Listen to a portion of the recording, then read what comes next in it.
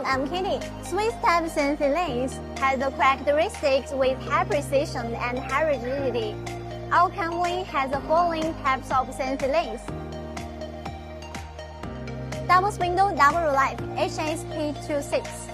Increased milling function, can process complex parts features.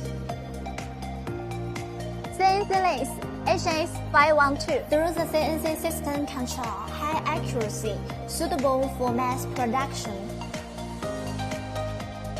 6-axis CNC lathe, HS926. Y2 is added on the basis of 926, which is suitable for the parts with milling processing process. Vehicle and million component, HS146.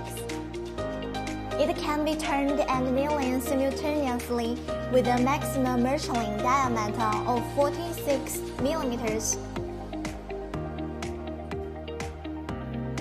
5 lathes with moving CNC lathe, HSW20.